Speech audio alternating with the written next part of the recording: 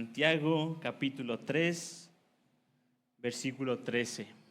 Y antes de dar lectura a la palabra, pongamos este tiempo, hermanos, en las manos de Dios. Padre, gracias, te damos gracias porque podemos venir delante de tu presencia esta mañana, Señor. Gracias porque Cristo, nos has comprado con tu sangre a tu iglesia y la has rescatado para venir y glorificar tu nombre y adorarte, Señor, como tu cuerpo. Y así lo hacemos esta mañana. Espíritu Santo, te pedimos que seas tú el que revele las verdades escondidas en tu palabra.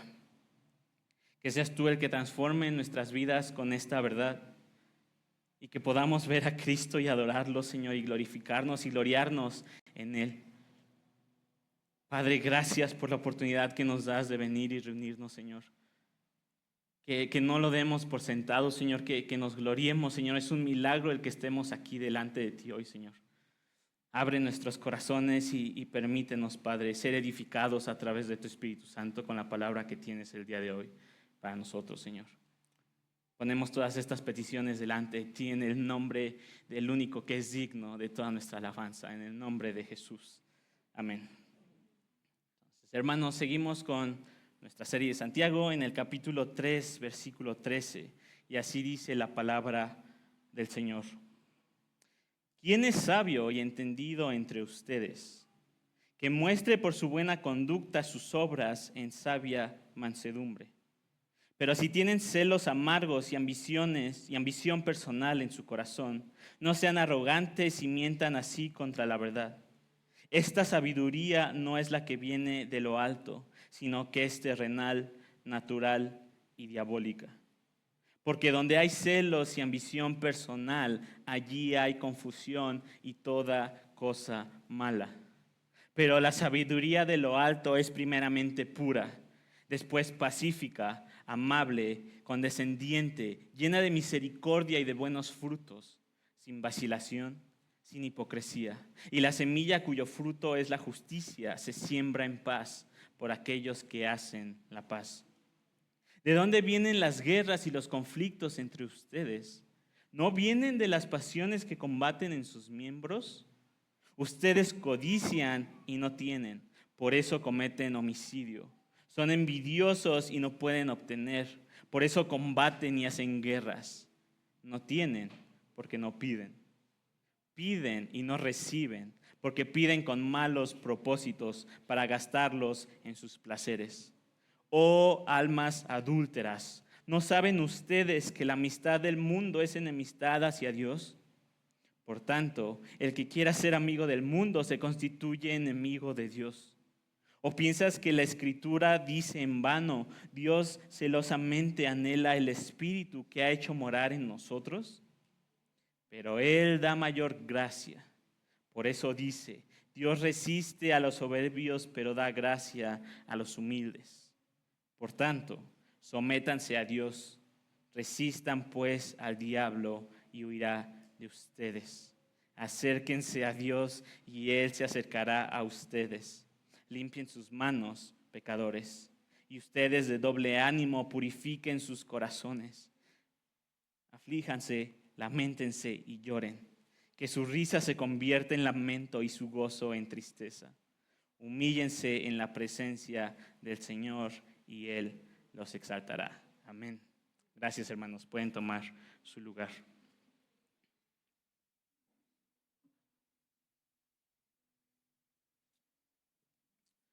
A lo largo de la historia, en la ficción o en el mundo real, existen ciertos personajes a los que se les ha dado el título de el sabio. El sabio es un título histórico y literario que se otorga a gobernantes, a eruditos y personajes de ficción para resaltar su inteligencia, buen juicio o previsión. Existen, por ejemplo, personajes como Alfonso X de Castilla, quien fue un rey conocido como el sabio, el cual fomentó la cultura, la ciencia y la creación de las leyes, o el filósofo griego Tales de Mileto, el cual fue llamado uno de los 7 sabios de Grecia. Y como ellos, hay muchos ejemplos a lo largo de la historia y de la ficción. Y mientras investigaba un poco acerca de esto, me ponía a pensar si personalmente conocía a alguien en la actualidad a las que las personas lo conocieran como sabio. Y tal vez no con el título de el sabio, pero que la sabiduría fuera una virtud en esa persona y que fuera reconocida por eso. Y hacía ese ejercicio y nadie venía a mi mente.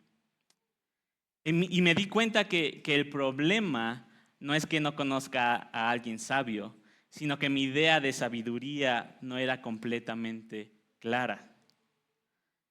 Hermanos, mi anhelo esta mañana es que entendamos que Dios nos llama a ser sabios a cada uno de nosotros.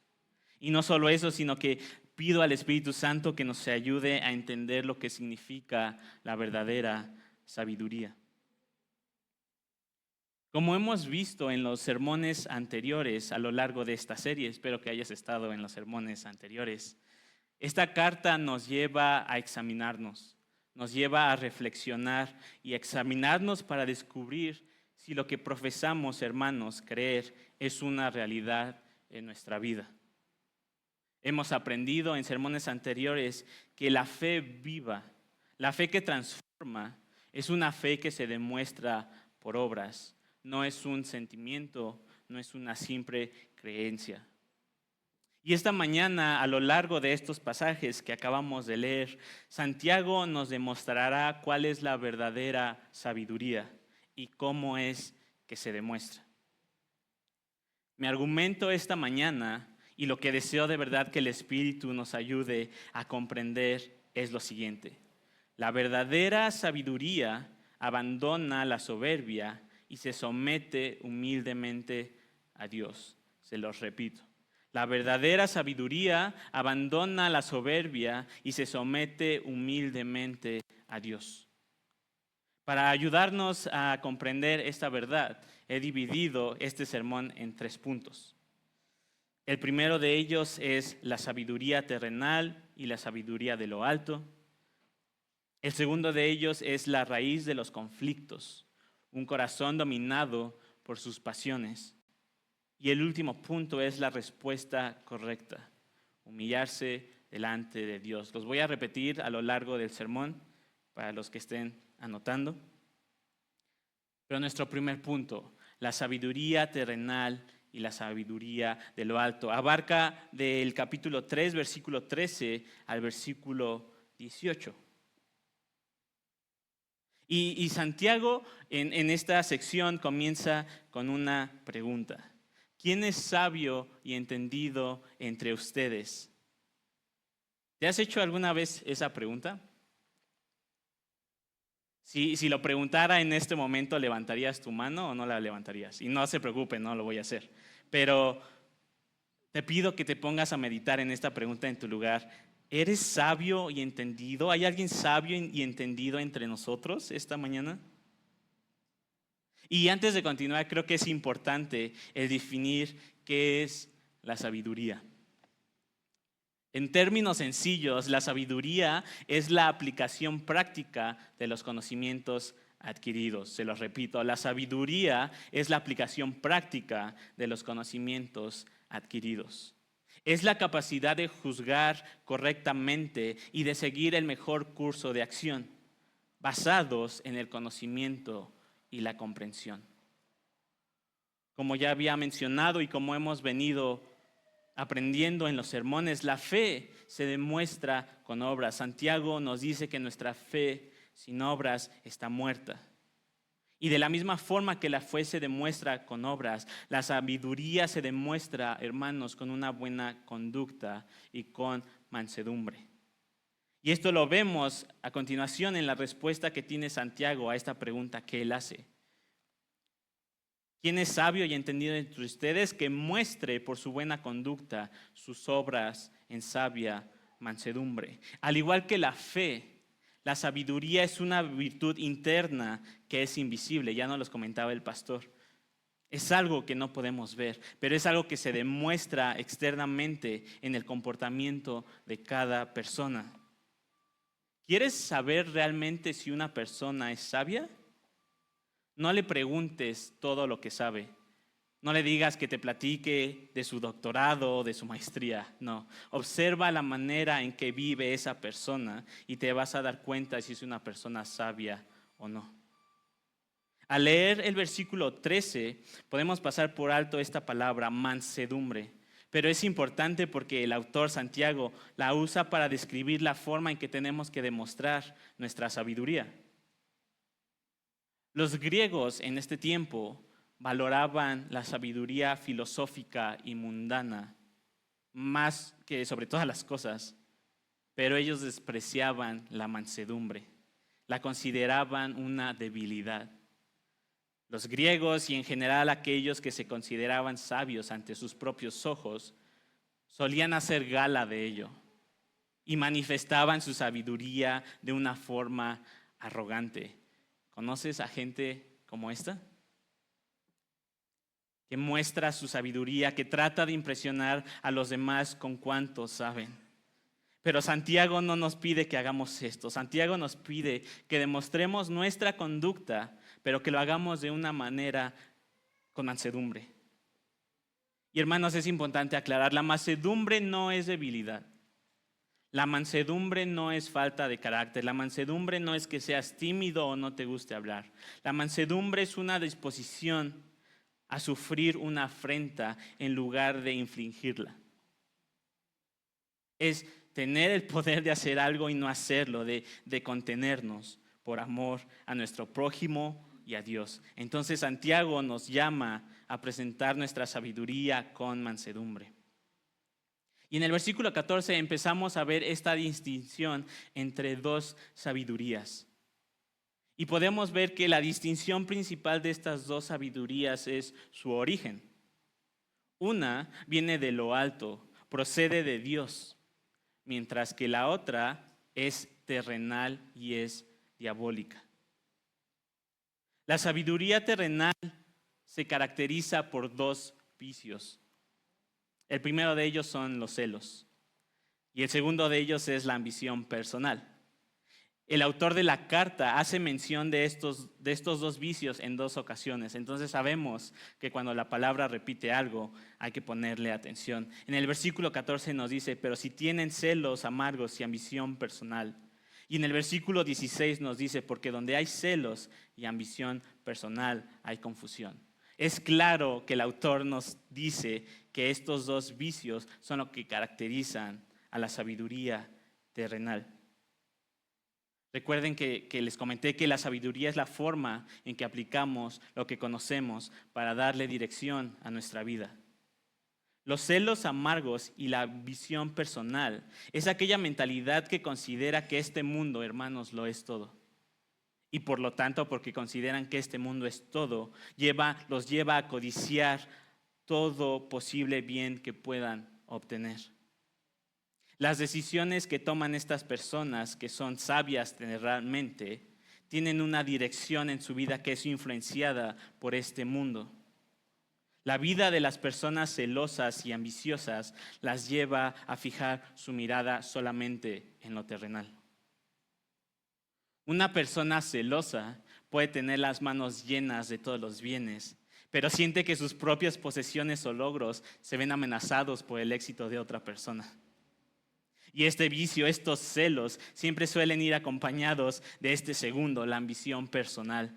El corazón de esta persona alberga un hambre insaciable por llegar a la cima, por estar por encima de todos.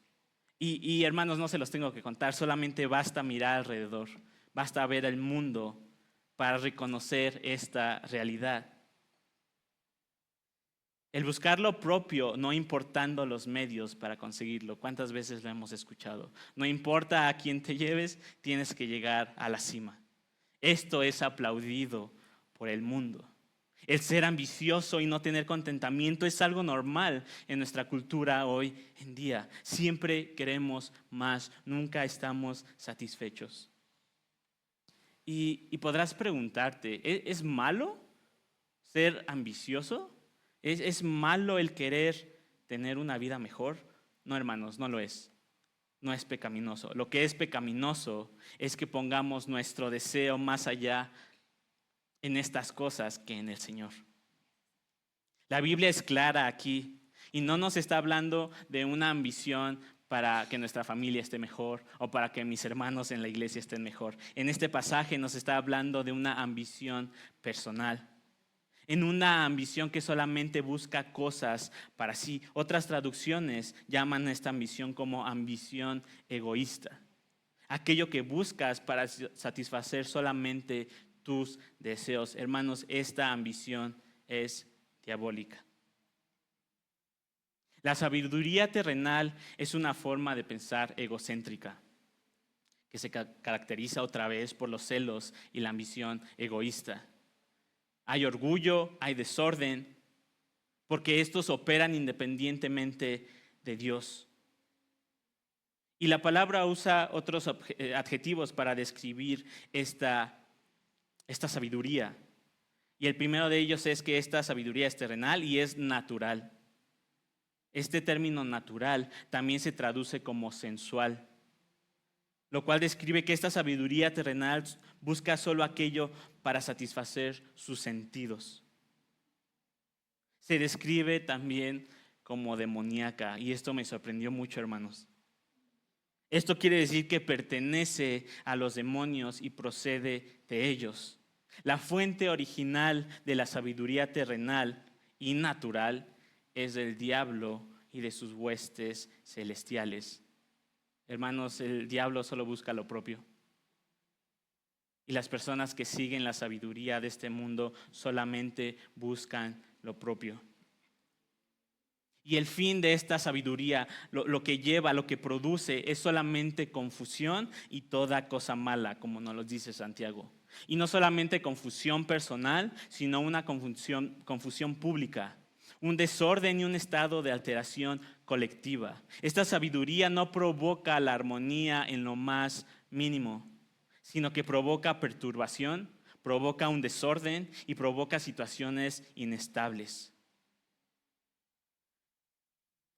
Pero tenemos en contraste la gloriosa sabiduría que viene de lo alto.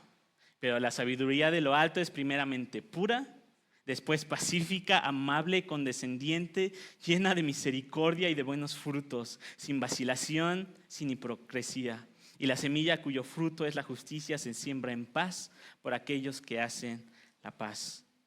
Santiago ya había usado este lenguaje en el versículo 17 del capítulo 1, donde nos dice: toda buena dádiva y todo don perfecto vienen de lo alto. La verdadera sabiduría, hermanos, viene de lo alto, procede y desciende del Padre de las luces. Ese es su origen, no es terrenal. Y si ponemos atención, podemos ver cómo Santiago describe la sabiduría de lo alto y nos podemos dar cuenta de algo muy interesante. Y es que todos estos adjetivos que usa es para el bien de los demás. El ser pacíficos, el ser amables, el ser condescendientes, el ser llenos de misericordia, denota que hay una interacción con otras personas. No es algo que podemos tener y practicar con nosotros. Mientras la sabiduría terrenal solamente se rige por buscar lo propio, la sabiduría de lo alto se rige por el bien de los demás. Y hermanos, debemos de recordar algo importante. Esta sabiduría de lo alto es algo que se nos da. No es algo que nosotros tenemos, no es algo en lo que nosotros trabajamos, no es un hábito, no es algo que se obtiene con el tiempo. No, hermanos, la sabiduría se obtiene de lo alto y lo vemos en el capítulo 1, versículo 5. Y si a alguno de ustedes le falta sabiduría, que se la pida a Dios, quien da a todos abundantemente y sin reproche, y le será dada. Hermanos, desde que estudiamos este pasaje en el sermón, ¿le has pedido sabiduría a Dios? ¿Te ha llevado a mostrar la necesidad que tienes de sabiduría en tu vida? Espero que así lo hagamos y espero que a partir de este sermón lo hagamos.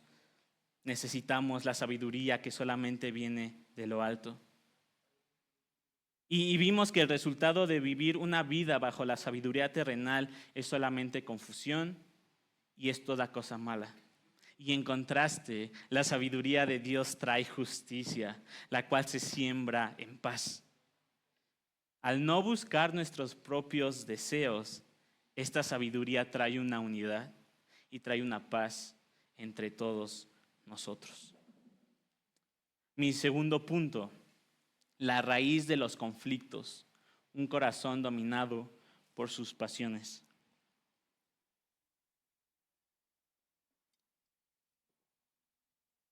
La sección anterior termina con Santiago diciéndonos que la sabiduría de lo alto se siembra por aquellos que hacen la paz. Santiago acaba de describir la naturaleza gloriosa y el fruto de esta sabiduría. Pero ahora pasa abruptamente a una imagen nada gloriosa de la conducta de los cristianos en las iglesias a las que él se dirigía. Una vez más, el autor comienza con una pregunta. Y esta pregunta tiene una intención. La intención es que nos quiere revelar la causa interna de estos problemas externos que existen en la iglesia. ¿Y cuál es esta pregunta? ¿De dónde vienen las guerras y los conflictos entre ustedes? Es importante recordar que Santiago le está escribiendo a creyentes, le está escribiendo a una iglesia y les está haciendo esta pregunta. Hermanos, ¿cuántos conflictos existen entre nosotros? ¿Estás peleado con algún hermano, con alguna hermana? Y no solo en la iglesia. ¿Qué tal en tu matrimonio? ¿Estás peleado? ¿Hay conflictos con tu esposo, con tu esposa? ¿O en tu familia hijos están peleados con sus padres? ¿Qué tanto estamos contribuyendo de manera incorrecta para que esos conflictos sigan creciendo? No pienses ahorita en los no creyentes. Santiago se está dirigiendo a nosotros, a aquellos que deberíamos de estar viviendo de una manera sabia y no lo estamos haciendo. ¿De dónde vienen entonces estos conflictos que existen en las iglesias? La respuesta es clara. De las pasiones que combaten en nuestros miembros. La palabra griega para pasiones es edoné, que significa deseo del placer. De ella proviene la palabra hedonismo. La idea de que el placer es lo más importante en la vida. ¿Te habías topado con esta idea? ¿Piensas que el placer es lo más importante en la vida? Que el ser feliz es lo más importante que tenemos que hacer. El hedonismo es común entre los seres humanos y es específico para cada persona. Los deseos son diferentes en cada persona, pero el problema es que lo placentero no es siempre lo correcto, hermanos. A menudo lo que deseamos, lo que desea nuestra carne, no es lo que el Espíritu de Dios desea para nosotros. ¿Qué tanto te estás dejando gobernar por tus pasiones? Si eres un creyente y has nacido de nuevo, conoces esta guerra interna. La guerra entre nuestra vieja naturaleza y nuestro nuevo hombre. La guerra contra el remanente de pecado en nuestro cuerpo. Escucha lo que dice Romanos 6, versículo 12 y 13. Por tanto, no reine el pecado en su cuerpo mortal, para que ustedes no obedezcan a sus lujurias, ni presenten los miembros de su cuerpo al pecado como instrumentos de iniquidad, sino preséntense ustedes mismos a Dios como vivos de entre los muertos y sus miembros a Dios como instrumentos de justicia. Hermanos, podemos seguir presentando nuestros miembros como instrumentos de injusticia. Podemos seguir obedeciendo a nuestras lujurias. Y es ese diagnóstico de Santiago que nos da, y lo vemos, que esos conflictos se manifiestan externamente porque provienen de una lucha interna. Porque provienen de la lucha de estos deseos pecaminosos entre los santos. Cada uno de aquí busca satisfacer sus deseos propios por los de encima del hermano. Y al hacer esto reflejamos que seguimos con esta sabiduría terrenal. El pastor hace algunos sermones nos hablaba, hermanos, del pecado del favoritismo, de cómo ni siquiera lo consideramos como pecado, o si lo consideramos como pecado, no le damos mucha importancia. Y en esta sección, y le pido al Espíritu Santo que esta mañana nos revele, que revele nuestro corazón y nos confronte con el pecado de la codicia y la envidia. Estos pecados, hermanos, se han vuelto aceptables y no los consideramos tan malos, pero son una terrible afrenta contra nuestro Dios. El codiciar y el envidiar llevan a nuestro corazón a poner nuestra felicidad, nuestra esperanza y nuestra seguridad en cualquier cosa que no es Dios. Y no solo eso, sino que llena nuestro corazón de una falta de gratitud y de resentimiento porque no estamos satisfechos con las bendiciones que Dios nos ha dado. Qué grave es esto, hermano. No estamos satisfechos con las bendiciones que Dios nos ha dado. Seguimos deseando y deseando y deseando. ¿Alguna vez has deseado algo con todas tus fuerzas? ¿Algo que sabes que no es correcto? ¿O has deseado algo que no es pecaminoso en sí mismo, pero solo lo deseas para satisfacer tus pasiones? Hermanos, les voy a abrir mi corazón y les confieso que la envidia es un pecado con el que he luchado fervientemente. Por mucho tiempo he luchado con el deseo de no vivir aquí, vivir en otro lugar y tener una mejor vida. Y mi amigo Alberto es testigo de esto, como había noches en las que en medio de nuestra sala tenía que pedirle que orara por mí, porque este pecado me traía a las lágrimas. Porque mi deseo por cosas terrenales era mucho más grande que mi deseo por el Señor. Porque mi anhelo se encontraba en lo que no podía obtener. Y porque en lugar de deleitarme en mi Señor Jesús, buscaba estas cosas terrenales que creía que me podían llenar. Hermanos, ¿somos conscientes de que toda buena dádiva y todo don perfecto provienen de Dios? ¿Somos conscientes y creemos que todo lo que tenemos, cada cosa que tenemos provienen de Dios?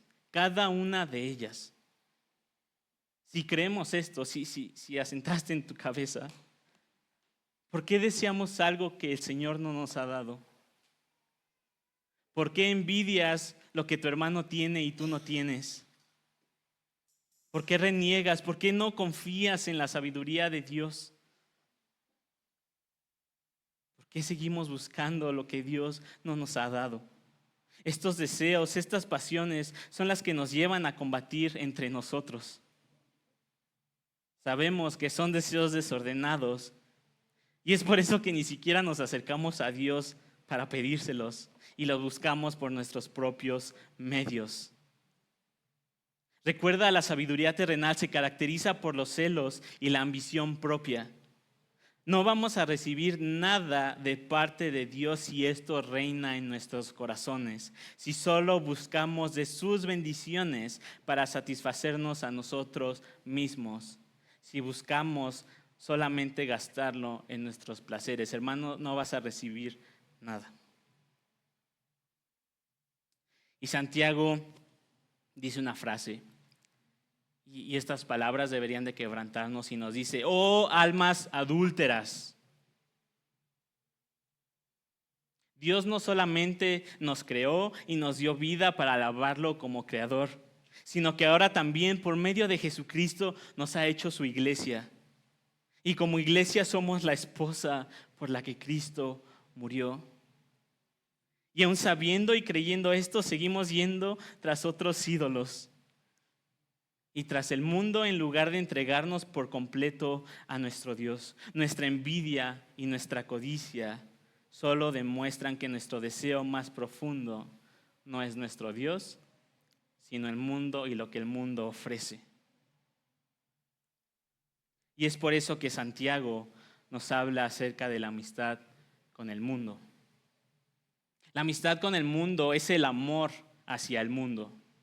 hacia la mentalidad que lo gobierna, los principios que allí reinan, los fines que se persiguen y las diversiones y gratificaciones que lo caracterizan. Consiste el ser amigo del mundo en poner en el corazón estas cosas, en amoldarnos a ellas, en hacerlas el objeto de nuestra búsqueda continua. Eso es ser amigo del mundo.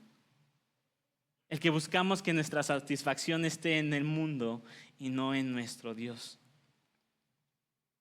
Y ahora no solamente somos su iglesia, sino que nos ha dado su Espíritu Santo y su Espíritu Santo habita en nosotros. Y el Espíritu Santo que mora en nosotros anhela algo: hacernos enteramente de Cristo y llevarnos al punto en que nuestra lealtad no esté dividida. El Espíritu Santo tiene un celo, un solo deseo, un solo anhelo, y es que nuestra entrega total sea a Cristo. Dios advirtió a su pueblo que no tuviera otros dioses ni se postrara ante ellos. En Deuteronomio dice: yo soy el Señor tu Dios, Dios celoso. Este es el deseo intenso del amor divino. Hermanos, Dios nos anhela para Él solamente. El amor puro y perfecto de Dios nos anhela. Y anhela ser amado por los suyos.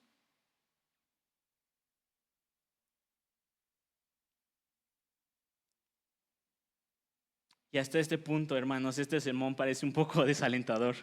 Santiago comienza diciéndonos que mostremos nuestra sabiduría de lo alto con nuestra conducta, pero después nos dice que en lugar de mostrar esta sabiduría, mostramos nuestra codicia y nuestra envidia. Pero Dios da mayor gracia y gloria a Dios por esto. Y así llegamos a nuestro punto número 3, la respuesta correcta: humillarse delante de Dios. Y hermanos, es la promesa de gracia para la necesidad que tenemos. Pon atención, la gracia recibida siempre va a ser mayor a todo lo que se le opone. La gracia que Dios nos da es mayor a nuestra depravación, es mayor al poder del enemigo, es mayor a los placeres de este mundo y es mayor que nuestra vergüenza y nuestro pecado. Y este es el evangelio de Jesucristo, que aun cuando estábamos muertos en nuestros pecados, hemos recibido gracia. No por las obras de justicia que nosotros hubiéramos hecho, sino por su amor y su misericordia para con nosotros. En Romanos 5:20 la palabra dice: la ley se introdujo para que abundara la transgresión, pero donde el pecado abundó, sobreabundó la gracia. Para que así como el pecado reinó en la muerte, así también la gracia reine por medio de la justicia para vida eterna. Por medio solamente de Jesucristo nuestro Señor, para que la gracia reine, hermanos. Gloria a Dios, porque aún el pecado más horrendo que has cometido, aún las tantas veces que has cometido el mismo pecado una y otra vez, y aún las tantas veces que lo seguiremos haciendo, su gracia es mayor.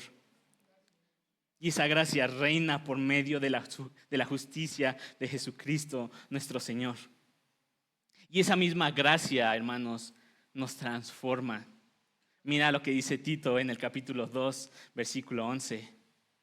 Porque la gracia de Dios se ha manifestado, trayendo salvación a todos los hombres, enseñándonos que negando a la impiedad y los deseos mundanos, vivamos en este mundo sobria, justa y piadosamente. Ciertamente, hermanos, esta gracia es el favor inmerecido de Dios que tiene para con los pecadores. Y aunque no hacemos nada para recibirla, hay una condición. Necesitamos un corazón humilde, porque la palabra nos dice que Dios resiste a los soberbios, pero da gracia a los humildes. Y Santiago presenta esta confirmación bíblica. Este texto viene del Proverbios 3, versículo 34. Este proverbio dice lo siguiente: Ciertamente Él, Dios, se burla de los burladores, pero Él da gracia a los afligidos. Burladores en este proverbio se refiere a aquellos que se burlan o presumen para expresar un desprecio absoluto. Trae a tu mente estas personas que se burlaban de Jesús cuando estaba en la cruz. A eso se refiere con burladores, personas que se jactan y tienen un desprecio absoluto por algo. Dios se opone continuamente a estas personas. Dios se opone a los soberbios. En otras palabras, el orgullo es la muerte de la gracia. La persona soberbia no cree necesitar de la gracia. Para recibir la gracia de Dios debemos cultivar una actitud humilde que reconozca continuamente nuestra necesidad que tenemos de la gracia. ¿Qué caracteriza a una persona soberbia? Es aquel que es dominado por una falsa sensación de autosuficiencia. Se considera a sí mismo como el modelo de excelencia y menosprecia a quienes no alcanzan ese estándar. Es una actitud de autoglorificación. Es un intento de negar la dependencia de Dios. El hombre soberbio se priva de todos los efectos beneficiosos de la reprensión, de la crítica y del consejo. ¿Te consideras una persona soberbia, hermano? Medita en tu corazón si la persona que acabo de describir eres tú. No pienses en nadie más. No pienses como, sí, mi hermano es el soberbio. No. Medita en tu corazón y sé honesto contigo. Lo contrario a esta soberbia es la humildad. Y hermanos, ser humildes no significa ser tímidos. No significa portarse bien, no significa no meterse en problemas, no significa cobardía. La verdadera humildad implica que los creyentes no tengan un concepto elevado de sí mismos. No significa no tener un concepto. Nuestro concepto es que somos criaturas, que somos hechos a la imagen de Dios, que somos preciosos ante los ojos de Dios. Nos dice que no tengamos un concepto elevado de nosotros. Significa que ponemos nuestra vista en la posición correcta de criaturas. Significa que dependemos de la gracia de Dios. Y significa que consideramos al otro más importante que nosotros mismos. Eso es humildad, hermanos. Las promesas de los siguientes versículos son las promesas más gloriosas que pecadores como nosotros podemos recibir. Capítulo 4, versículo 7 en adelante. Por tanto, sométanse a Dios. Resistan pues al diablo y huirá de ustedes. Acérquense a Dios y Él se acercará a ustedes. Limpien sus manos, pecadores, y ustedes de doble ánimo. Purifiquen sus corazones. Aflíjanse, lamentense y lloren. Que su risa se convierta en lamento y su gozo en tristeza. Humíllense en la presencia del Señor y Él los exaltará. Después de ver nuestra condición, la manera en la que codiciamos y que somos avaros, cómo es que seguimos siendo amigos del mundo aún a pesar de recibir la gloriosa provisión de nuestro Dios, Santiago nos da un mandato y nos dice que tenemos que someternos a nuestro Dios. Hermanos, esta es la respuesta de un corazón humilde. Este es un corazón que busca ser liberado de los deseos que combaten contra sus miembros. Debemos de someternos a la autoridad de Dios. Tenemos que tener una disposición a renunciar a nuestros derechos. El corazón orgulloso se niega a inclinarse para poder escuchar lo que verdaderamente Dios tiene que decirle.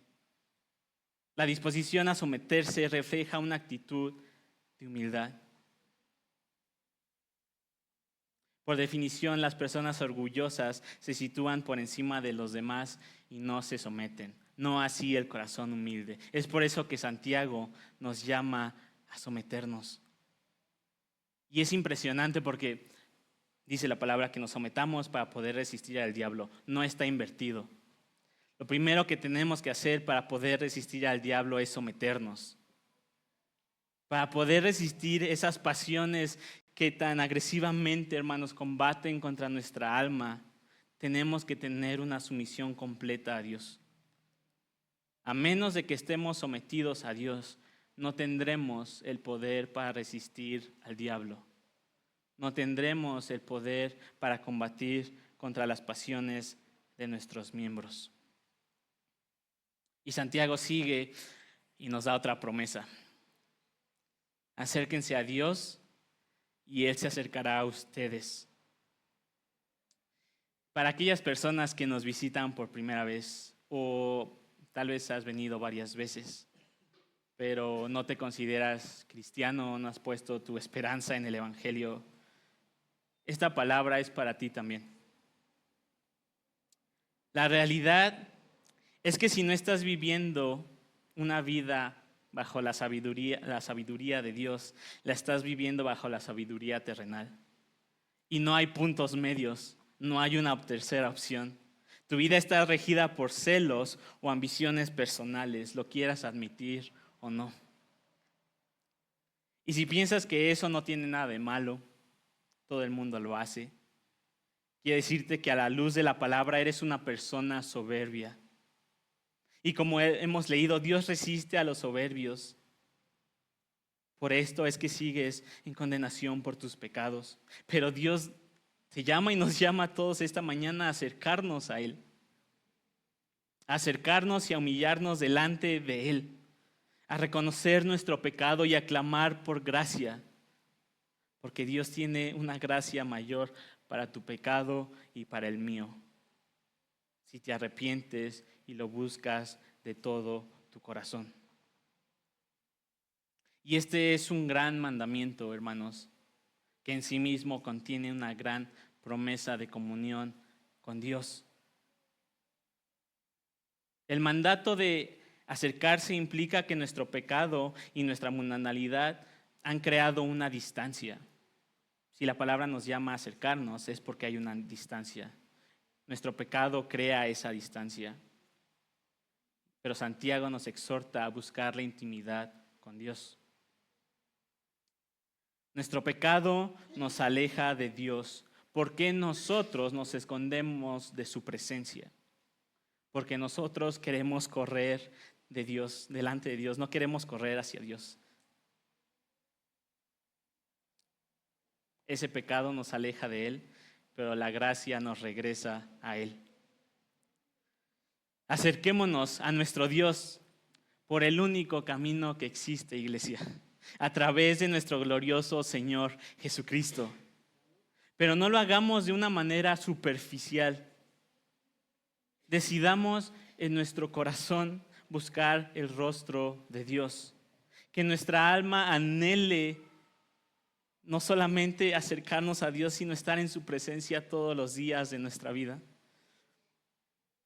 Y te pido que pongas atención a las palabras del profeta Jeremías en el capítulo 3, versículo 19. Así dice la palabra de Dios. Yo había dicho, ¿cómo quisiera ponerte entre mis hijos y darte una tierra deseable, la más hermosa heredad de las naciones? Y decía, Padre mío me llamarán y no se apartarán de seguirme.